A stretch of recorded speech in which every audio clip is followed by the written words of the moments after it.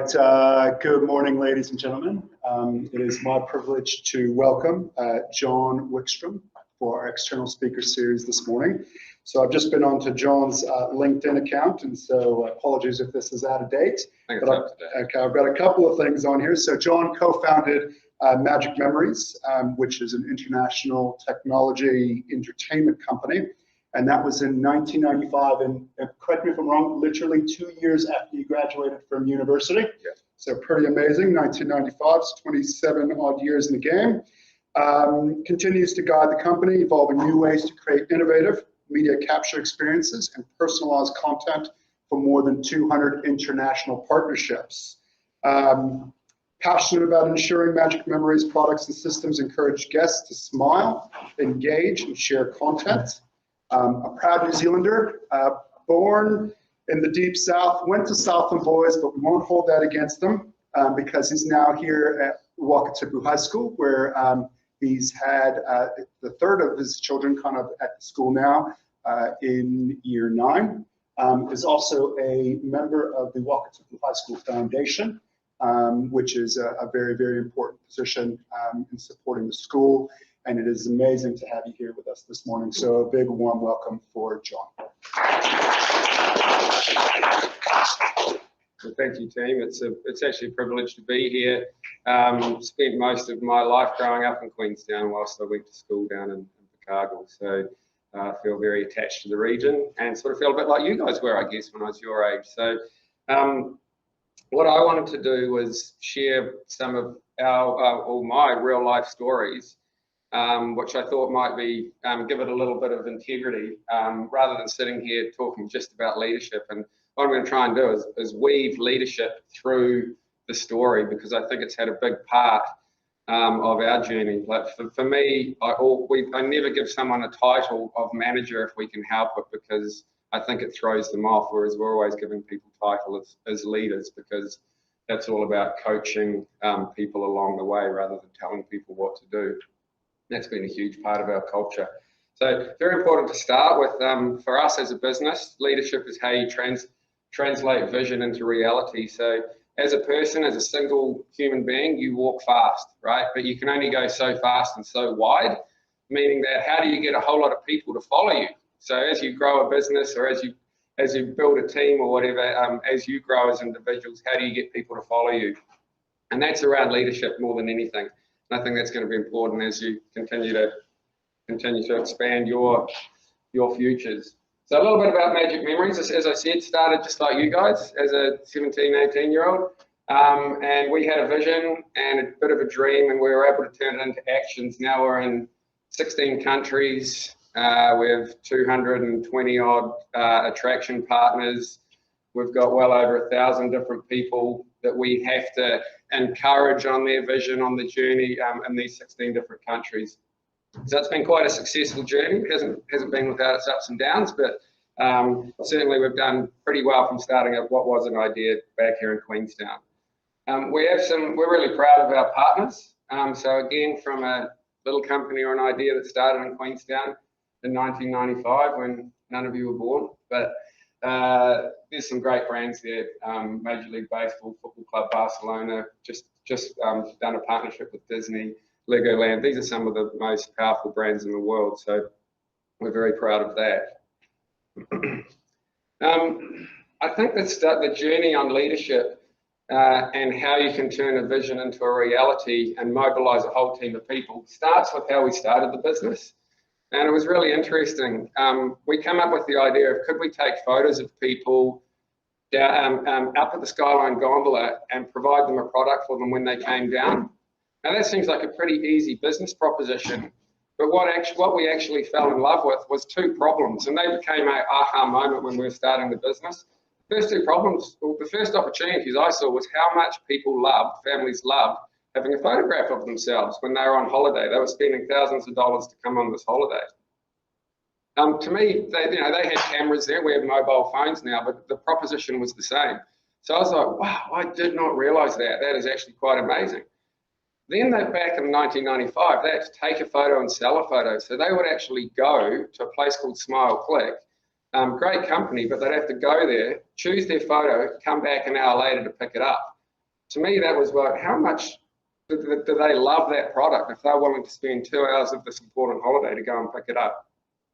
Second thing we noticed was, I noticed, I just finished a marketing degree at university, is there was a photo in a black and white folder in a brown paper bag. And we thought, well, this is Queenstown. Let's make a beautiful product that people can't create themselves. So we actually obsessed about two problems. One was, how can we give people 2 hours back of their holiday? And two, how can we actually create a product that is beautiful and more beautiful than they can make themselves, where their photo just becomes a photo in it?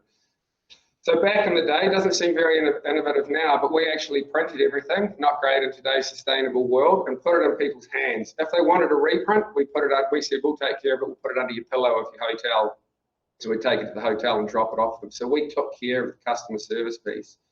That meant that all tour companies, all of the bus drivers and stuff got 2 hours back. They didn't need to go downtown and wait anymore. And then we actually created beautiful products. We obsessed on the story of Queenstown and turning that into a product. We put the prices up by about 50% and sold more than anyone had ever sold of that product in Queenstown. And that was what created the business, not taking a photo and selling a photo. So all my buddies were going, look at John riding around on his little scooter. He's starting a photo business. Where I was actually obsessing about a customer service business and a quality of product business. And then we just grew. We were able to make attractions, create more revenue, and have much better products that were branding their business. So we grew. We had to grow. We grew right through New Zealand, into Australia, and then into Europe. But the big problem there, or the opportunity, was leadership. How do we then replicate that again and again and again when I'm not there or my co-founder wasn't there? And this is really important. This is when we created a purpose. So how can we create something that resonates with 20-year-olds, 18-year-olds that actually wanted to engage with people, wanted to create a great customer experience? And how could we kind of stick that into something that was really easy to resonate with them? So they ran to work. They weren't going to work to take a photo. They were going to work for a different reason. And we created this purpose, which these folks here, this is now sort of 8 years old, but these people that work for us in Australia created this video.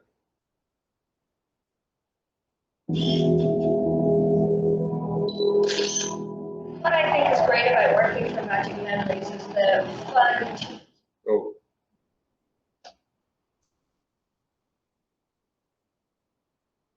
That was a mistake. I was just trying to turn it down.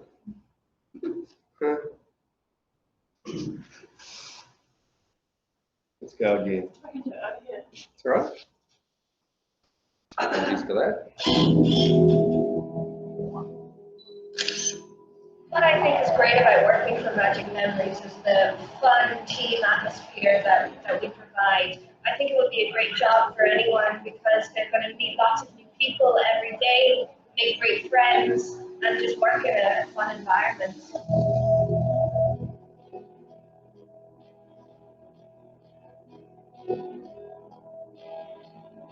As challenging as it is, it's still really good. Everyone's really welcoming.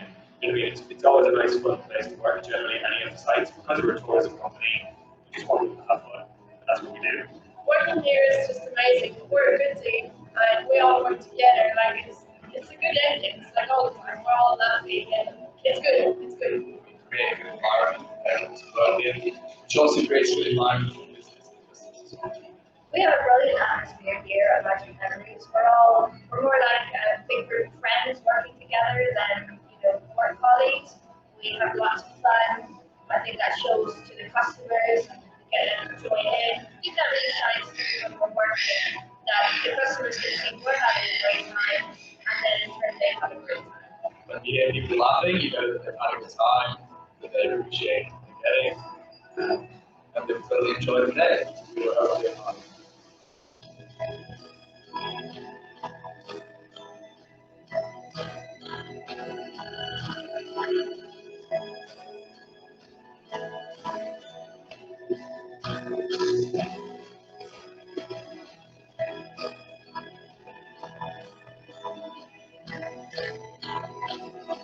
We make people smile.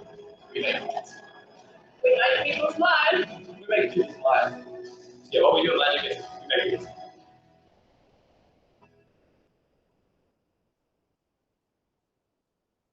So I think the key part of that is we came up with this really neat purpose called which was we make people smile, and we challenged all of our people at work that were we were recruiting and were staying with us. How can you make people smile in their bones? How can you make it an emotion company? Remember, we're dealing with people that are with people they love, at attractions they've paid a lot to be with. So it became a purpose that resonated across our whole business. That allowed us to get our core messages across faster. It allowed people that were coming into the business quite quickly to become leaders and share that message and share that vision.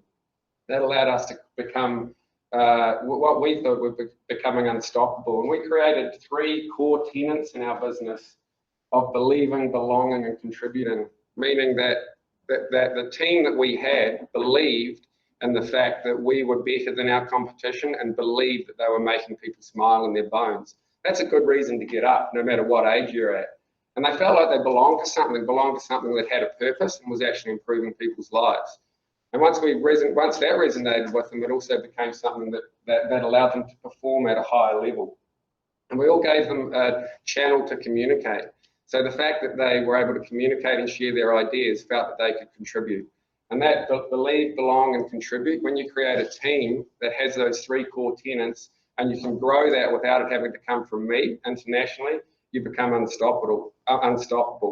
And that's when you hear the common view where culture kills strategy or beats strategy, right? Because when you've got a powerful culture of people that are going to a business with a real purpose, it beats the strategy any day because they just go out and perform. One of the other things that was really key for us as we were growing, because as you're growing, you need to be able to keep learning and keep improving, was surround yourself with winners. And for us, it's the same in life as it is in business, and that's why I thought I'd share this, is you certainly are with who you hang with. So even at your age, even at my age, you cannot be other than those that you're hanging with and sharing ideas with and stuff. So we set up a business concept where we continually wanted to grow, just like you want to grow as a person. And we decided to surround ourselves, and particularly myself, with people. We knew where we wanted to go, but surround yourself with people that have already been there. And what that allowed you to do was get there faster. You could share their ideas. You didn't need to find your way there. They would actually drag you there faster. And yes, when it comes to business, you pay a lot for them, but you say, here's the vision. If you can articulate it very clearly, everyone knows where they're going. You surround yourself with people that have already been there and you will get there faster. Same in life. Another key concept was listening. For me, you've got 2 ears for a reason. And as I grew up, I realized how important those 2 ears were.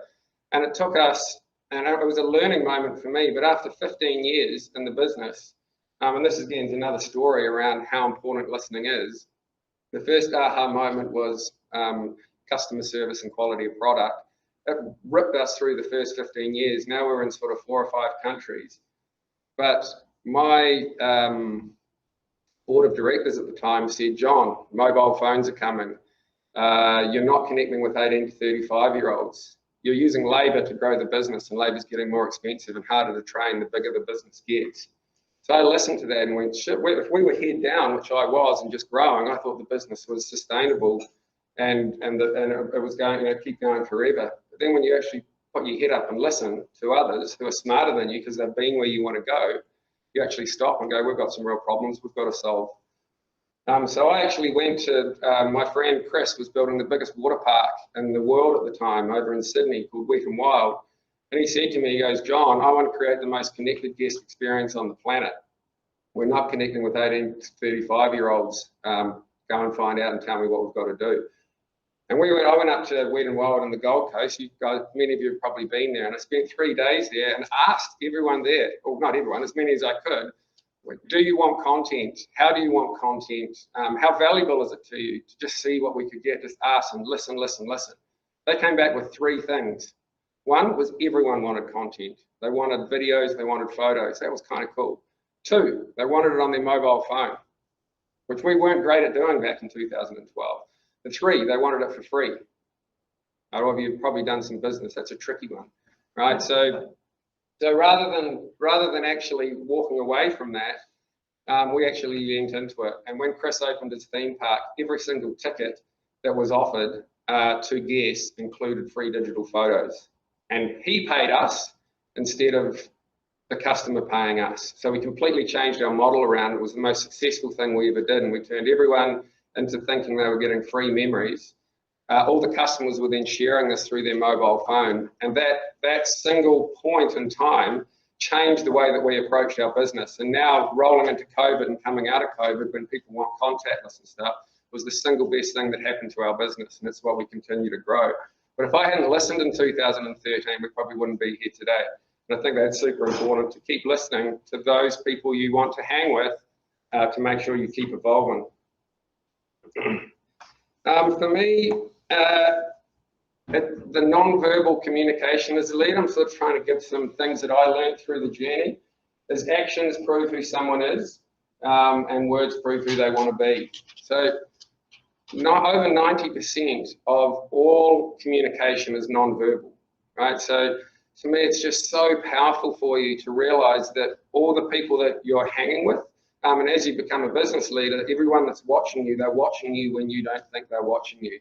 They watch how you stand, they watch how you talk to people, they watch what you do when you walk away. I mean, people don't really like people that walk like this, you know, and you're slow, you present yourself, you do what you say.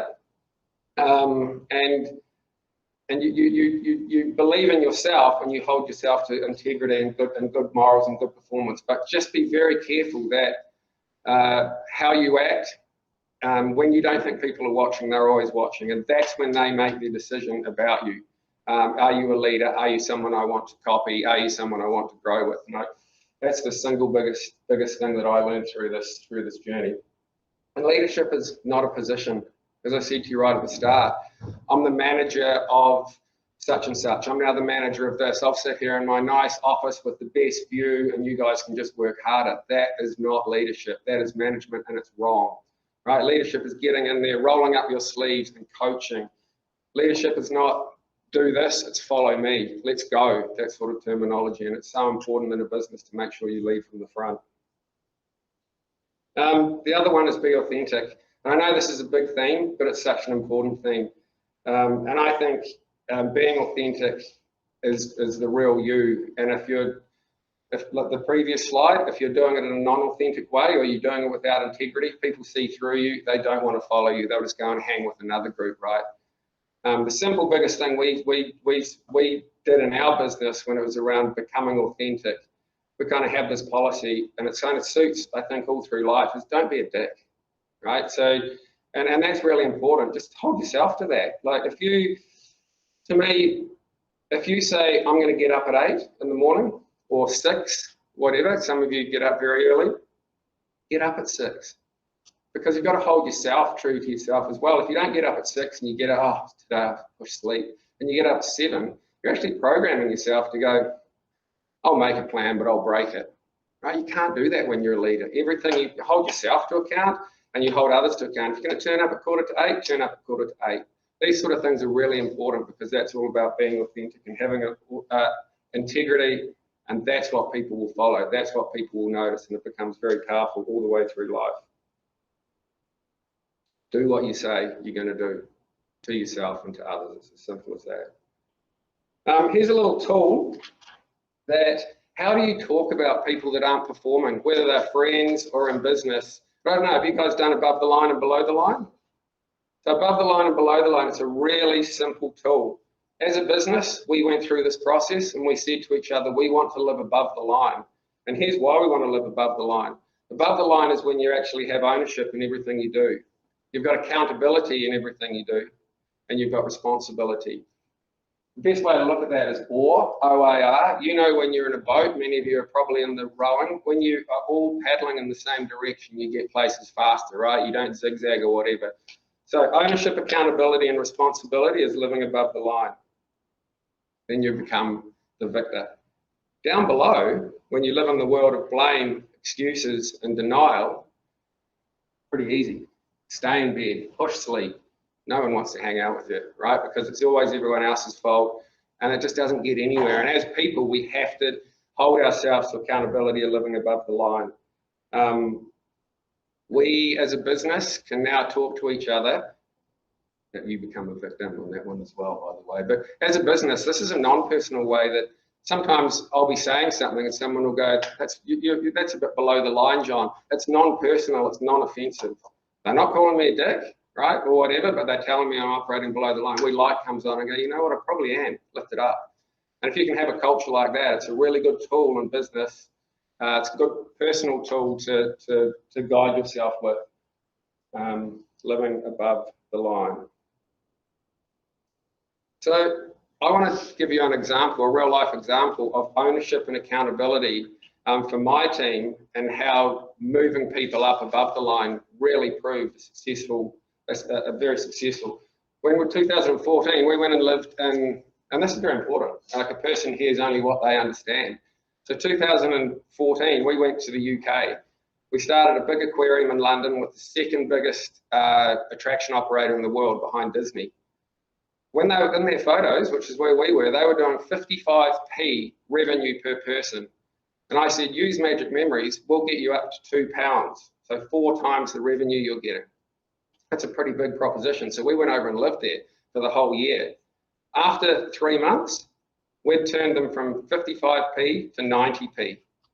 I knew we could get to £2, but the people, we had to take their staff and train their staff, and they could not get past 90p. I was stuck. I had Merlin Entertainment telling me, John, you said $2, you said $2 or £2, and I'm at 90p. So I took these people into a room, we got whiteboards up, 18 to 23-year-olds, and said to them, guys, we want to make people smile. We talked about what it is that we wanted. And I said to them, but here's the really cool thing. Merlin are giving us 5 times the space at the front, 5 times the space in retail, and I'm giving you £1 million to be able to spend money on whatever you want to be able to get this up to £2. And I gave them a little piece of paper and they had 7 minutes to write their ideas. Right? At the start, no one believed we could get there. After 7 minutes, with the 5 times the space at the front and the end and £1 million, there was these boards full of ideas. I asked them to put up their hand, how many believe we can now get to £2? Every single one of them, 7 minutes. And then I said to them, okay, you got 7 more minutes because we ain't got £1 million. Right? We've got £10,000 and we haven't got any more space. Take those ideas and see what you can do. And they took those ideas and they all created this plan that at the end of it, I said, how many people believe that you can get to £2? All of them put their hand up for £10,000 worth of work. They created their ideas, they owned it, and within 2 weeks, they were doing £2.50. So again, it was around how did we change their mindset, give them the complete ownership of this challenge. They took it, they accepted, and they over-delivered. So it was a pretty cool real-life example. What are we doing time-wise? But so for me, those are some real-life examples of leadership, how they've helped us as a business, not only me, but our entire team. And I think as a person, no one wants you to walk out of a room and go, change who you are. It's just a mindset and the knowledge, knowing where you're going as an individual, what you want to do, and saying to yourself, rather than changing today, I want to take some of these points, lock them in, and continuously evolve. I think that's a much easier thing for us all to adopt to become better at what we are. And I just thought I'd finish by adding a few quotes, which have been super important to me, of what to live by. And I think this one's key. And again, it comes back to that management versus leaders, managers versus leaders, titles versus actions. Seek respect, not attention. Does that make sense as a statement? Like, it lasts longer, it creates fellowship, it creates growth, and it's super important. Change is inevitable, growth is optional. So surround yourself with people that have been where you want to go.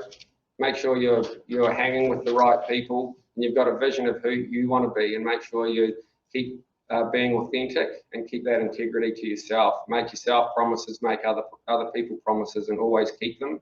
Then you just start creating momentum. Man, that's someone I want to hang with. That's someone I trust. Pretty important. And the last one is you know, ideas without execution is delusion, right? So if you've got an idea and you're always the ideas guy and you don't do anything about it, it's kind of noise, it's distraction, you're a dreamer. So you know, you might not know what will happen if you try, but if you don't try, nothing will happen. And the thing is, in life, you're much better to fail and have tried than never to have tried. And life is actually a sequence of failures, because every time you fail, we always say fail fast, but fail and keep learning and keep growing, because they're actually opportunities, not failures. They're telling you what not to do, which lets you focus on what to do. And then I think as people, if we do these things, be proud of yourself. If you want to take on some of these things as you grow into, you know, the next part of your life, I say a good judgment, what's the benchmark to measure yourself, is be able to look back at yourself and be proud of everything you do. That's a pretty simple benchmark. And if you feel good about what you've done, even if you've said no to a whole lot of people or something, maybe the next day you feel pretty good about that. That's a good thing. So those that's the end.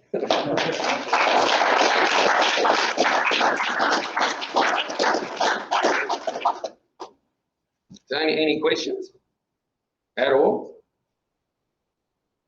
I'll give you a question. Good on you, Pete. So they say it's always best to learn from other people's experience because you consider mistakes they've made. But from what you just told us, it sounds like you were always the one leading the charge. Was that the case, or did you have someone kind of as a mentor to you in the early days that could tell you, you know, what's not going to work or something? Yeah, I think that's a great question, mate. I think that always other people. So when you surround yourselves with people that have been where you want to go, that helps. I really like it. That helps you minimize mistakes. If you think of it, if I said there's two ways to look at that. If I said to you all go to Dunedin and be there at 3 o'clock, I don't, as a leader, I don't really care if you choose to go via Invercargill, via Christchurch, or through the pig route. As long as you're there at 3 o'clock, good on you, because I'm not a micromanager, right? You did what you said. We got there. But I think if you decided to go there and it was snowing that way and you chose to go that way, that's a pretty silly decision, right? So I might say to you, don't go that way, because I've done it 10 times, you don't get stuck and you still get there at 3 o'clock. So to me, if I didn't have better people around me, I would have continued to make mistakes and it would have taken a lot longer. I think you've got to have good ears and listen for those things, because sometimes when you're being really successful, no one else knows, and that's a really dangerous place to be. So you've got to keep listening, and you've got to actually look out for failure. When we pivoted our company, before, you know, my director said to me, John, labour, mobile phones, these sort of things, this stuff was happening all around me. I just thought we could keep going the old way in the business, but that would have been a recipe for disaster. So we actually was able to catch that before it failed because of better people around me. That answer your question? So yeah, and I think for the other part of that is when you go to different countries, you set the vision. We called it freedom within a framework. So we created a framework for regional leaders, and they could operate like that trip to Dunedin. They could operate freely in that framework, but we were measuring if you went outside that framework, things started going red, and we'd have to come in and help you and support you and coach you, because we knew outside that framework there's a lot of risk and we might fail. So it was kind of freedom within a framework is a good concept to help other people grow, because what you don't want to do is be a micromanager. This is all around trying to create a leadership structure where people can have ownership and accountability, and try to make them, you know, my job is to try and make them successful and not fail, but you still gave them quite a bit of freedom. Rita. How did you deal with like the difficulties of COVID, like as a tourist company? Okay, I'll do it quickly. It was diabolical. So we were creating revenues, like nearly $200 million worth of revenues as a business, and by March 2020 we went to zero, pretty much.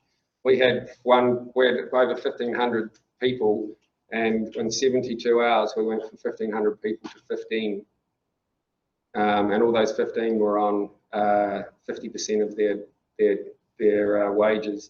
So I didn't realise it at the time, but we just went and we said, right, what are we going to do? And we had like $1.5 million US in the bank, and we owed $6 million. Right, this is all stay in this house sort of thing, but it was bad. I look back on it now. We were actually pretty stuffed, but I didn't see that because I had this vision, and we were going to get through it. So as a team, we hired some great local people. A guy called Roger Sharp from Northridge. I think Roger's come to talk to you before. Roger helped us shape our get out of jail plan, and we were able to. This is when planes were in deserts. Tourism attractions were still shut. We didn't know when our future would start, how long COVID would be, and Roger told us to go once and go big. So we raised 3 times more than we needed to. We were lucky to raise money. We raised like $25 million, and we were able to get our business back up and running. And as the attractions started coming back, we were able to use that contactless direct-to-digital business system and get up and running much faster. And it helped us actually accelerate that change in the digital model, probably by a couple of years.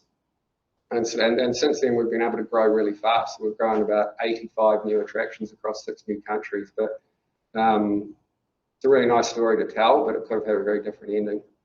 So it was harsh, yeah, just shocking. It's still actually kicking us around a bit now, for it to be fair, because Asia's still very difficult, and China's still closed, and Australia's like waking up, and New Zealand's hoping we're going to wake up properly this summer. So it hasn't been easy. Did you ever think you were like on the right track to what you're doing, and you thought your game plan was kind of what you wanted? Maybe something happened and you realised it needed to change, like a lot, like your sort of way of leadership? Yeah, I was lucky. So we did change the business in 2013 when we turned to change the model completely.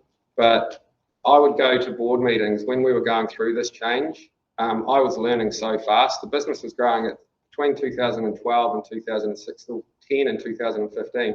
We grew 50% CAGR, compound annual growth rate, year on year, meaning our revenues were going up 50% year on year. We were going into new countries, investing into being take a photo company into a technology company. I didn't know how to do that, but all I knew was the vision that we had, so I was able to keep people aligned to the vision. But I would go to a board meeting, and there was always a section in the board meeting, what does John not know? And it was to me, so I wouldn't know something every single board meeting. And so I had these people around me, surrounding myself with people that had been where you wanted to go, and I go, what do I do now? And you'd have to be really honest, because I didn't friggin' know. So they would say, do this, and they were really smart, and that's what you paid them for. And then I'd go right for the next month, and we'd do that, and we'd execute, and I'd share that story, share that vision, and off we'd go. Next meeting, and go, oh, now I didn't know how to do this part. So what I was trying to say is having those people around me allowed us to keep growing, because otherwise I was going to find my own way there, and that would have been much more bumpy. Liv. You say when you found these people who have been where you wanted to go, but especially when you were starting out, how did you find this? No, we didn't when we started out. We had no idea what we were doing.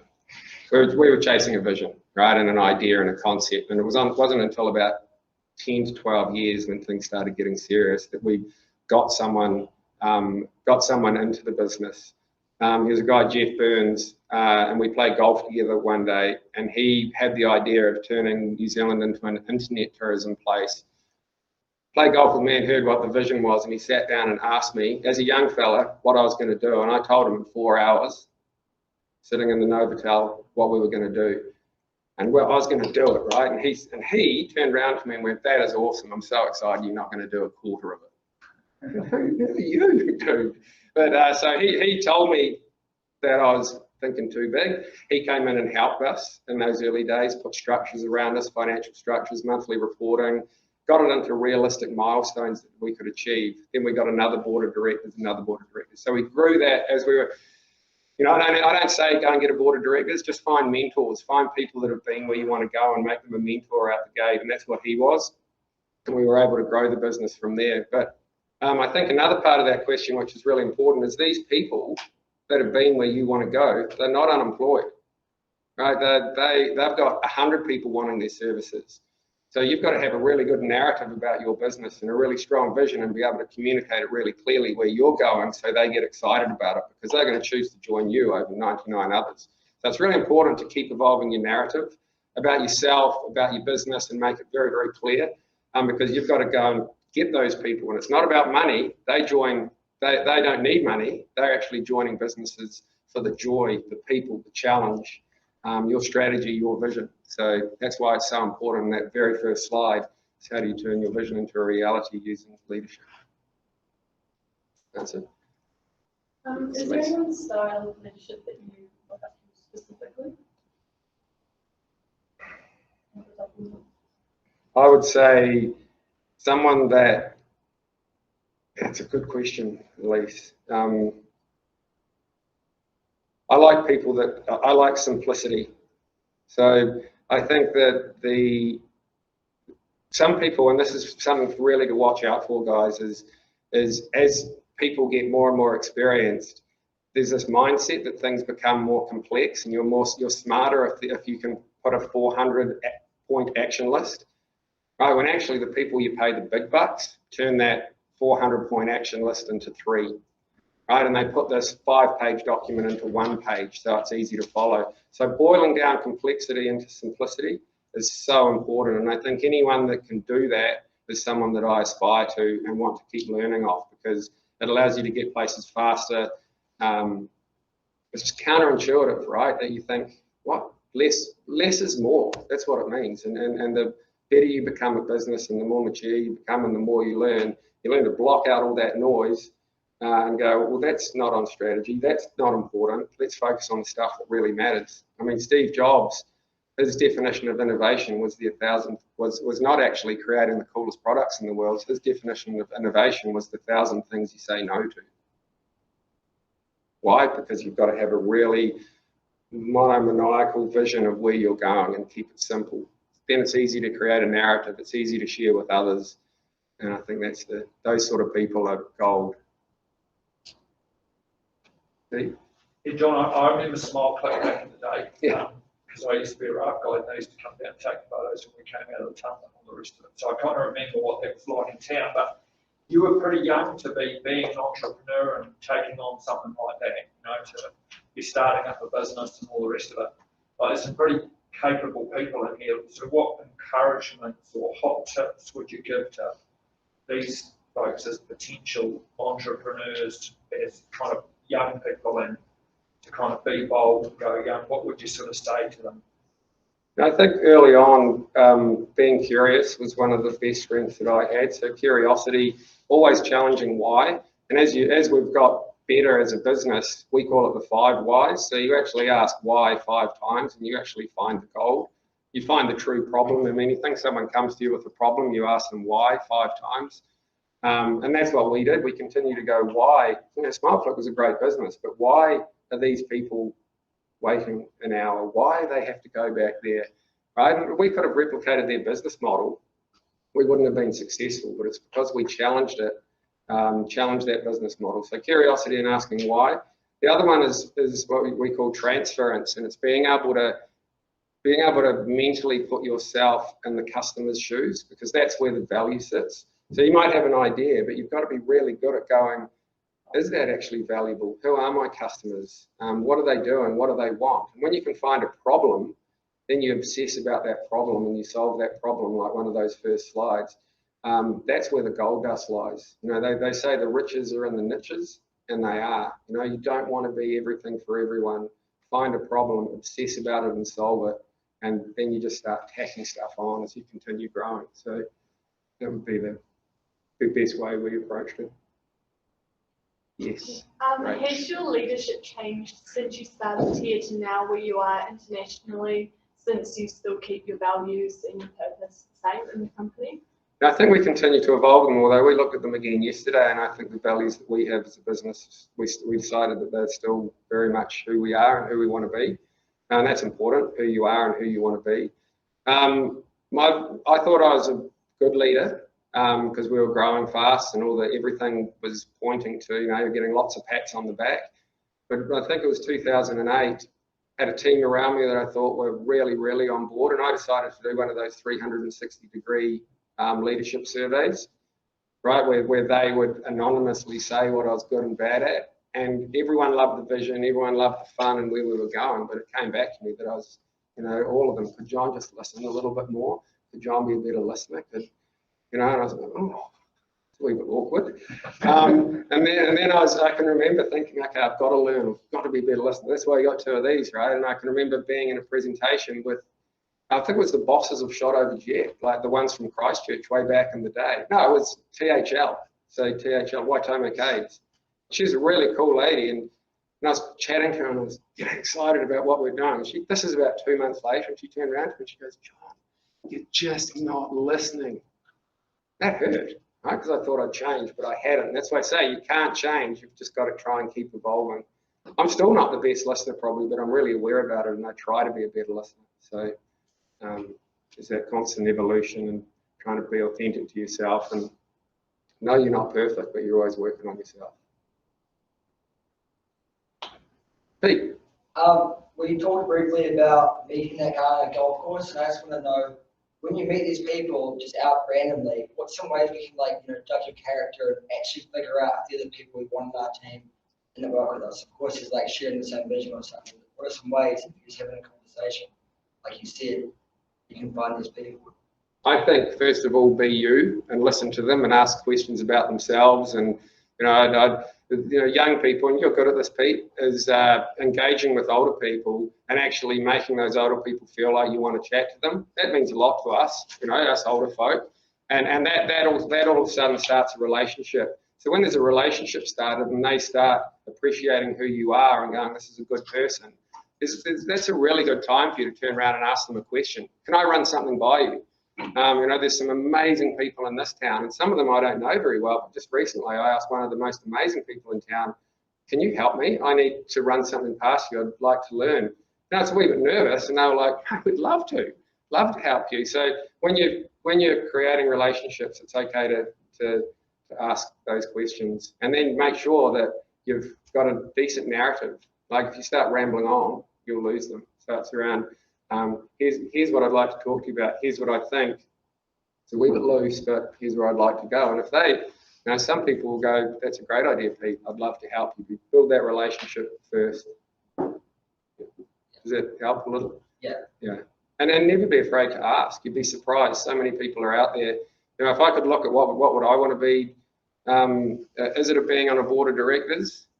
For me, not really. It'd be to be sitting beside someone like you and saying, if you've got a cool idea, I'd rather help grassroots and move fast and fail fast. And that kind of stuff's exciting. So I think if any of you got good ideas, there's a whole lot of people out there that will want to help you with an idea. I mean, it's no different than my oldest, Henry. I said that to him one day, and 3 days later, he came to me with an idea. So you've got to be careful as well. And I backed him. We backed him, and he did really well when we were in New York selling sneakers and stuff, and it was fun. But many of you may have those ideas, and they're just sitting there. Don't be afraid to ask.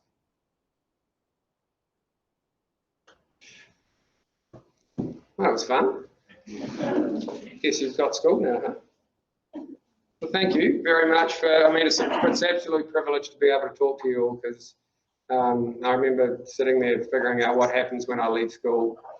I wasn't half as smart as many of you or as mature as many of you. So I think just the fact that you want to come and listen to stories like this is really cool.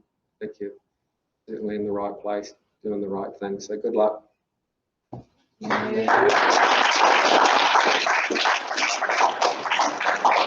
you so much for coming in today. I really loved the message you told us. It was really grateful for not just leadership, but life as whole. Probably most of the expanding cinema was going for a while, so recently. So thank you for coming in. Awesome. Oh, thanks. That's good.